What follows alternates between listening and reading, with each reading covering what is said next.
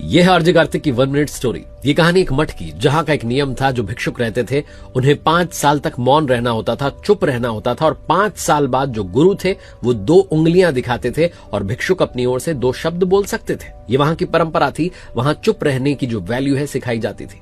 एक युवा भिक्षुक वहां पहुंचा। उसे जब इस परंपरा के बारे में पता चला तो बड़ा एक्साइटेड हुआ कि 5 साल बाद जब 2 शब्द बोलने को मिलेंगे तो क्या बोलूंगा। शुरुआती दिनों में उसे एक समस्या का सामना करना पड़ा। 5 साल जब पूरे हुए, गुरु के सामने गया। गुरु ने 2 उंगलियां दिखाई। इसने 2 शब्द बोले, गंदा खाना। गुरु कुछ नहीं बोले।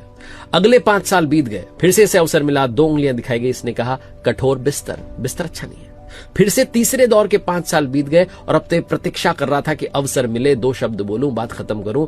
गुरु ने फिर से 2 उंगलियां दिखाई। इसने कहा, नहीं होगा। गुरु ने कहा, मुझे तो पहले दिन से पता था, तुम चले जाओ।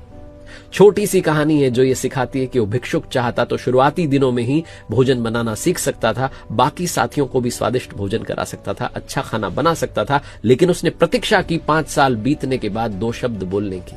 हम में से बहुत सारे लोग समस्याओं से घिरे होते हैं, सोल्यूशन नहीं ढूंढते, बस इंतजार कर रहे होते हैं कि कोई हमसे पूछ ले, हम सारी शिकायतें उसे बता दें। याद रखिए, आपकी जिंदगी आपको ही बदलनी है, वरना अंत में ऊपर वाला भी 2 उंगलियां दिखाकर पूछेगा, 2 शब्द बोलिए, और आप कहेंगे नहीं हो।